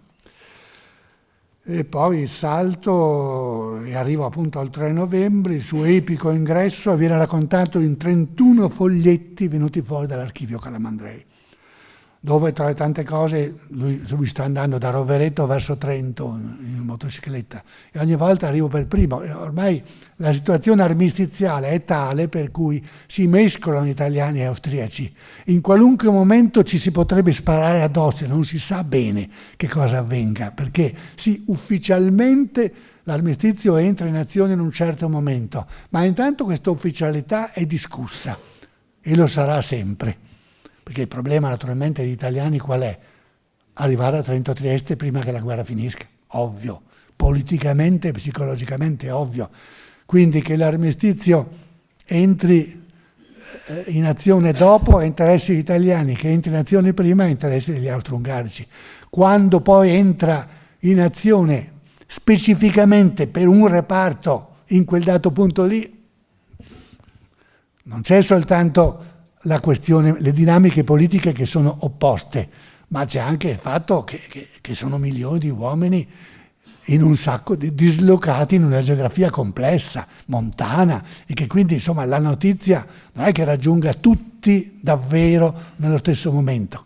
Quindi teoricamente sarebbe alle 15 del 4 novembre, ma molti tra gli austro-ungari, cui ungheresi, eccetera, eccetera, eccetera, possono pensare che sia alle 15 del giorno prima, e allora la strada era disseminata di fucili rotti, di elmetti, di rottami, di avanzi di un generale sudiciume accatastato a mucchi. Venivano verso di me branche di prigionieri sperduti e come trasognati, con certe facce di fame e di stanchezza sotto i loro elmetti a fungo. La motocicletta con Calamandrei arriva a Rovereto, è deserta, abbandonata alla desolazione della sconfitta austriaca. Molte case sono scoperchiate, si scorgono macerie ovunque.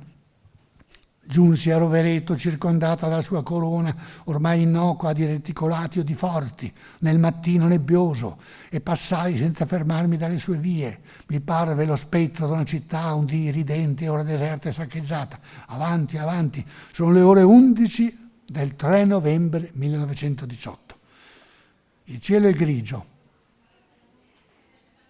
Vanno a 80 all'ora su una vecchia malandata Indian. Fa ingresso nella via principale della città, Trento questa volta.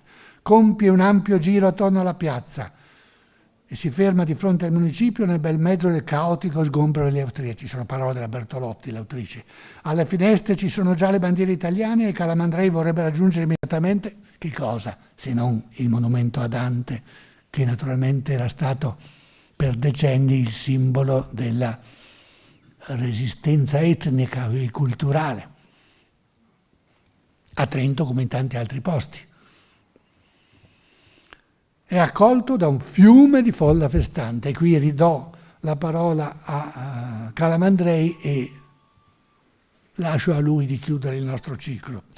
Ma io non mi fermavo, perché volevo arrivare dritto al monumento di Dante per consegnargli la sua bandiera grande, e per tutta risposta alle grida di gioia lasciavo lungo la via, sempre correndo, una fiorita di bandierine. Fa pur sempre parte del servizio P, quindi lui è munito di tutto un armamentario di cose che possono servire. Ma quando ho lasciato sulla sinistra il Duomo, fui giunto dove la via della Torre sbocca in piazza Opere, ora piazza Pasi, mi trovai dinanzi a un bivio e non seppi più da che parte voltare per giungere alla meta, cioè Dante. Allora feci fermare ed ebbi l'ingenuità di chiedere indicazioni sull'itinerario al primo borghese che mi corse vicino. Scusi, mi saprebbe dire che strada si piglia? Ma sì, non potei finire. Mi si buttarono addosso in 10, in 20, in 100, da tutte le parti, impazziti, urlando, piangendo, ridendo, chiedendomi una gran bandiera, per carità, una bandiera. Tutti mi volevano stringere la mano, mi tendevano la mano in 100 tutti insieme, giovanotti e vecchi, signori e popolari. Ecco, questa epica patriottica non è certo la visione attuale dell'anniversario, non è questo il modo diffuso con cui guardiamo a quel finale. Come vi ho detto all'inizio di questi ultimi 3 incontri dell'anno e del ciclo, io credo che dobbiamo riuscire, e che la scommessa sia questa, riuscire sempre a vedere le cose su tutti e 2 i piani. Questo è il vissuto loro. Credo che la fonte sia assolutamente affidabile, d'altronde si moltiplica in una serie di testimoni che hanno visto e raccontato all'incirca le stesse cose. Lui con la prerogativa di essere arrivato proprio così nella città simbolo a incarnare, a inverare praticamente il sogno di una vita, lui che aveva scritto sul giornalino di Vamba e di Gian Burrasca quando erano ragazzini o scriveva per i ragazzini, sognando appunto la conclusione di Sorgimento. È l'inveramento del sogno. Dopodiché passano 100 anni, come vengono rivissute, ripensate, raccontate. Oggi guardiamo con orrore alle guerre in sé, destoricizzando le guerre specifiche. Allora, questo lo si può fare naturalmente in chiave politica attuale o in chiave di etica pubblica attuale. In chiave diversa di carattere storiografico, no, non si può fare, non ritengo di poterlo fare io. Il mio problema è di riuscire a giocare contemporaneamente tutti e 2 queste parti. Non è facile, spero di esserci riuscito, ringrazio tutti quelli che mi hanno seguito in questi 4 anni, chi l'avrebbe detto che saremmo riusciti a andare avanti così numerosi dall'autunno del 14 fino a questo inizio del 18.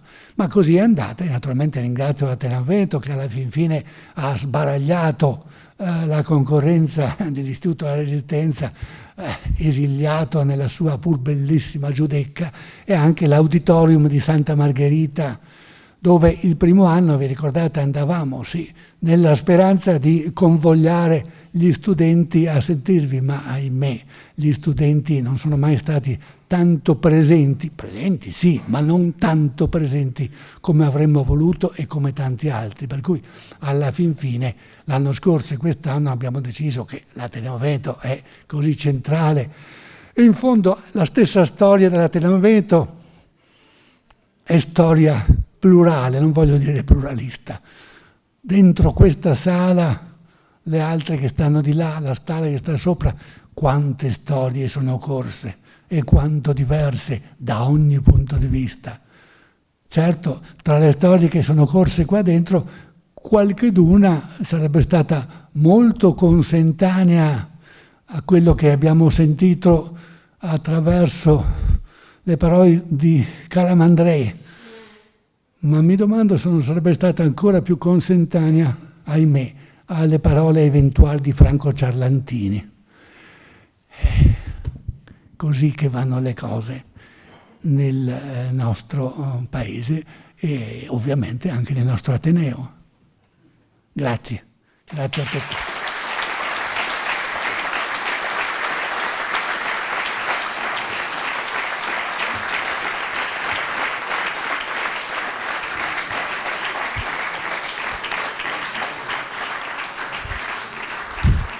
Voi sapete che sembrava il finale, ma non lo era veramente, perché se volete sono come sempre a vostra disposizione per aggiungere qualche cosa e concludere tra un altro po'. Prego.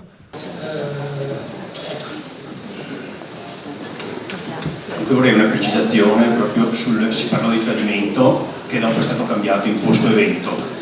Su che cosa, scusi? Si parlò di tradimento e dopo so che è stato cambiato con la parola posto evento. Volevo sapere perché. Poi ho bisogno un momento di comporre il puzzle. Lei ci ha detto la settimana scorsa che il Novecento era già in procinto di essere proscritto. Il 99 comincia a essere mandato non ancora al fronte, che viene da poco a Caporetto, ma già all'inizio del 17. Ecco, da una piccola ricerca c'è una discordanza, non capisco, che dicono che vengono coscritti quelli che avrebbero compiuto 18 anni, quindi vuol dire che non sono in ordine cronologico di nascita, casuale, ecco, e quindi vengono continuati a essere chiamati anche nel 18 questi, essendo l'ultima classe che viene chiamata. Prego. Che altro abbiamo? In merito al ritorno, alla vittoria, le truppe sono tutte verso nord, sia italiane che tedesche, e austriaci, perché tutti andavano, gli italiani verso la conquista, e i tedeschi per la ritirata, quindi erano tutti assieme. Racconta mio padre che un ufficiale tedesco, lui ha dato una pagnotta a mio papà all'ufficiale tedesco e questo gli ha regalato il suo Alpenstock, che è una cosa, l'Alpenstock degli ufficiali era come regalare un trofeo. Purtroppo mio papà non voleva, poi se l'ha tenuto, purtroppo è sparito da casa, non c'è più. Quindi una pagnotta gli ha regalato l'Alpenstock. Per quanta fame aveva?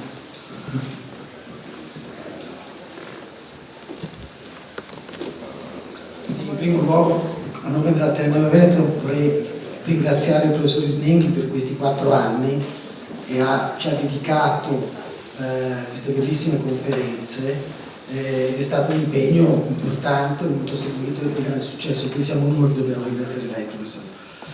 Anche una piccola domanda: come mai la Marina si distingue per queste insubordinazioni e mutamenti rispetto ad altri corpi?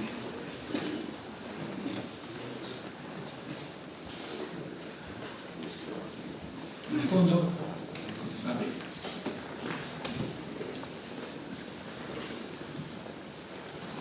A questo punto le circostanze mi permettono di reinserire il riferimento al canto, all'inno del Piave, alla leggenda del Piave, su richiesta, rispondendo poi specificamente a quel che è stato detto.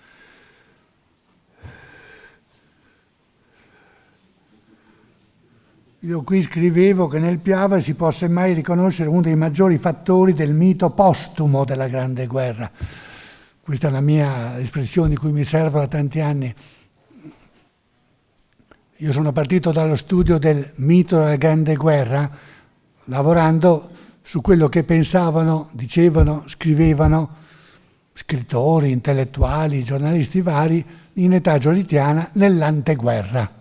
Il mito della Grande Guerra, la evocazione, la preconizzazione, il desiderio, il sogno di una guerra per risolvere, guerra farmaco, era un titolo possibile per quel mio libro, risolvere sia le malattie, le nevrosi esistenziali, sia le malattie del paese. Ma questo mito era prevalentemente un mito borghese, piccolo borghese, intellettuale, non certo capace di coinvolgere i più. Lavorando sul dopo, già allora, quando ero all'inizio della mia cavalcata durante, poi non lo sapevo allora, tutta la vita sulla Grande Guerra, mi sono immaginato un mito postumo, cioè seguito nei decenni a venire, e molto più coinvolgente, cioè meno intellettuale e più sociale. Basato su che cosa? Basato su tanti elementi, tra cui sull'esserci stati, sulla leggenda personale, privata. Un privato moltiplicato milioni di volte. Io c'ero.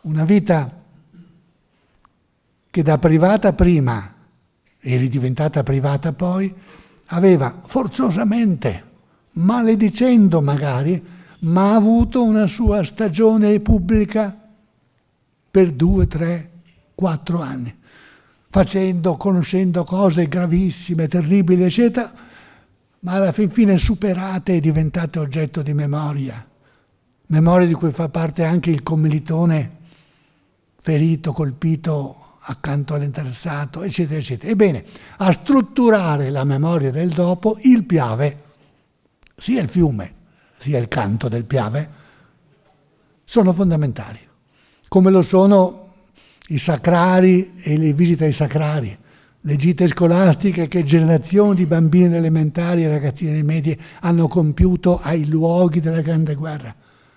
Quindi proprio è una struttura della memoria che mi ha suggerito la possibilità di vedere un mito che si allarga diventando più coinvolgente, a prescindere dalle motivazioni del sì e del no, non un mito politico, ma il mito dell'esserci stati, una grande favola collettiva incentivata, va da sé, dalla classe dirigente nazionalfascista interessata a incentivarla, ma dentro cui correvano anche dinamiche d'ordine esistenziale e familiare. Allora, naturalmente, l'uso civile del canto, delle musiche di E. A. Mario, si chiamava Gaeta, in realtà era un impiegato postale napoletano, autore di tante canzoni di grande successo. Beh, insomma, c'erano questi versi qui, ve li leggo. Ma in una notte trista si parlò di tradimento e il Piave udiva l'ira e lo sgomento. Ahi, quanta gente ho visto venir giù, lasciare il tetto per l'onta consumata a Caporetto. Quindi vuol dire che in prima battuta Gaeta E. A. Mario faceva propria, tra le visioni possibili, questa che non serviva più, non era socialmente utile, fosse vera o non vera, non era più socialmente utile a questo punto che si trattava invece di riunire le forze per la resistenza e per la ripresa. E questa è la cosa fondamentale, dopodiché ci importa meno che il Piave mormorasse calmo e placido il passaggio dei primi fanti il 24 maggio, l'esercito marciava per raggiungere la frontiera. Insomma, vabbè, qui la geografia è un po' scombinata per fare contro il nemico una barriera, ma insomma così. Dopodiché il testo, come è proprio dei canti, chiamiamoli popolari, in vario grado denominabili così, il testo è variabile. Se prendiamo in mano raccolte di canti popolari, diverse nel tempo o diverse per curatori ed autori, ci troviamo molto spesso di fronte a varianti tematiche. E d'altronde è come una lingua viva. La lingua si cristallizza, resta ferma solo quando è una lingua morta. Se il canto è vivo, e cioè viene cantato, il canto muta. Se un canto della Grande Guerra ha la forza di essere ripreso nella Seconda Guerra, cambia. Alcune parole sì, magari tiene la musica. Quante volte ci sono dei passaggi politici di campo, dall'una all'altra parte. Giovinezza. Giovinezza era un canto goliardico. Bella ciao. I filologi del canto popolare ci hanno spiegato che dietro ci sono delle mondine, eccetera, eccetera, che dietro c'è un canto di lavoro. E poi ci sono rielaborazioni. Pochi canti popolari hanno un autore. La Badoglieide ha un autore. Forse la Badoglieide avrebbe avuto tutti i crismi per diventare un inno nazionale assolutamente unificante. Perché la Badoglieide andava bene sia per i fascisti che per gli antifascisti. Solo per la famiglia Badoglio non andava bene.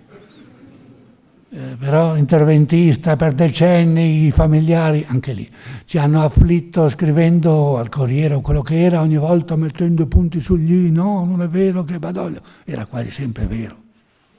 Badoglio ne ha fatti di tutti i colori, e però ha fatto anche il 1918 e ha fatto anche in parte il 1943, per cui succede spesso agli uomini politici di essere molteplici e poliedrici nei loro lati. Dottamente si potrebbe chiamare l'autonomia del politico. Il 99, per quello che ho capito io, il 99, come ogni altra classe, entra in gioco per scaglioni e non tutto in una volta. Quindi aveva cominciato uno scaglione a entrare in gioco già tra febbraio e marzo del 17. Poi nell'estate del 17, quello che non è ancora entrato entra in gioco con Caporetto. Questa è una regola generale. Esistono gli scaglioni nelle classi come esistono 12 mesi all'interno di un'annata. Dopodiché le annate sono diverse a seconda del gettito, ci sono annate migliori o peggiori. Non saprei dirle di più. Quanto al secondo intervento, grazie di averci ricordato il testo del suo familiare, che speriamo tra breve di poter leggere stampato. Ricordavo il punto, visto che ha avuto la bontà di farmelo leggere in anteprima, ricordavo il punto in cui si mescolano materialmente, effettivamente, austro-ungarici in ritirata e italiani in avanzata. E poco fa infatti vi dicevo che c'è davvero molto disordine. E la diaristica dell'una e dell'altra parte ci mostra appunto questo confondersi delle divise e questa possibilità in qualunque momento, in fondo, di poter diventare prigioniero e in qualche caso anche di liberarsi dalla prigionia se le cose girano da un momento all'altro. Dopodiché, certo, la diaristica dell'epoca fa venire fuori gli aiuti reciproci, la pagnotta data in cambio del tabacco o quello che è, confermo.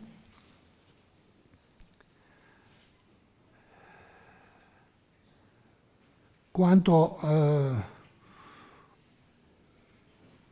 all'aiuto dell'Ateneo Veneto, esso si è configurato anche nel senso della videoregistrazione di questi 13 incontri. Prima cominciavo a parlare con qualcheduno anche dell'interrogativo su e adesso che cosa succede di questi 13 incontri videoregistrati? Un precedente consimile è quando nel 2011 ho fatto quei 10 incontri di 20 ore per il 150° dell'Unità d'Italia, che grazie al dottor Roberto Iannantuono, che si è dato molto da fare in quell'estate, sono diventato un libro da Donzelli, le 10 lezioni, nel giro di pochi mesi, con la stessa data del 2011. Io non ho nessun editore in questo momento che mi abbia proposto di far diventare un libro questa cosa qui. Mi sorriderebbe di più l'idea che restasse qualche cosa in cui si vede, visto che è nato come videoregistrazione. Non è che io abbia fatto molto di più che gesticolare oltre che parlare, salvo le figure di oggi che, insomma, non è che si siano coperte di gloria, francamente, hanno aggiunto molta bellezza. Vedremo se sarà possibile farli diventare, sono 13 incontri, ci vorrebbero credo 13 DVD, e quindi probabilmente un giornale o un ente, un'istituzione, eventualmente anche le 3 istituzioni che hanno promosso questi incontri, Ca' Fosca, l'Istituto della Resistenza, l'Ateneo, che sponsorizzassero. Il problema credo che non sia tanto di spesa di produzione quanto di spesa di distribuzione, cioè come al solito il problema è distribuire un libro. La gran parte dei libri che facciamo o che vengono fatti anche in questo anniversario, ahimè, riuscire a farli arrivare a qualche elettore è un problema. Il problema è la distribuzione. Ma non ci dimentichiamo della Marina, e chiudiamo con la Marina. Perché la Marina? Sì. Ma ho cominciato a darcene perché la Marina, mi chiedeva l'ultimo intervenuto, ha una sua politica estera. Ma gli storici militari veramente ci dicono che questo non è un'eccezione ma una regola. In tempo di pace si tratta di distribuirsi le risorse, colpire insieme perché le risorse del paese vadano quanto basta, quanto più sia possibile dal punto di vista delle forze armate alle forze armate. Ma una volta ottenuto quella data percentuale sul bilancio complessivo, si tratta di decidere navi o aerei, fucili o cannoni, burro o cannoni, anche all'interno dell'esercito. E questo è sempre vero. Cioè, questo avviene anche all'interno di qualunque facoltà universitaria, tra facoltà, tra dipartimenti, tra singoli docenti. Bisogna prima conquistare le risorse e poi dividerle, e questa è una forma di politica. Dice, ma la politica estera non dovrebbe essere nazionale, ma prima non abbiamo parlato di una politica estera di Orlando e di una politica estera di Sonnino. Male, ma è così che è andata. E Orlando non era certo così determinato, energico, testardo e mulo come lo era Sonnino, per cui che gli amici degli slavi avessero per amico Orlando era tutt'altro che rassicurante. E Bissolati, ma nel gennaio del 19 Bissolati non riesce a parlare alla Scala di Milano e Mussolini lo interrompe assieme a Marinetti. E Borgese, che si è rifatto una vita politica e un'immagine come amico degli slavi, e che proprio per questo, dirà un bel po' di anni dopo, viene visto male dai ragazzi dei GUF e le sue lezioni interrotte e i suoi studenti bastonati, visto come rinunciatario, amico degli slavi, non hai voluto la Dalmazia. E lui come si difende? Ma ho voluto il Brennero. Dunque era questione di analisi politica differenziata, quando ancora era possibile fare analisi politiche differenziate, ma chi vuole il Brennero, ahimè, anche Battisti non aveva saputo reggere lo scontro con Tolomei, il nazionalista di Mori, di Rovereto, che vedeva Roma antica da tutte le parti e anche in Tirolo.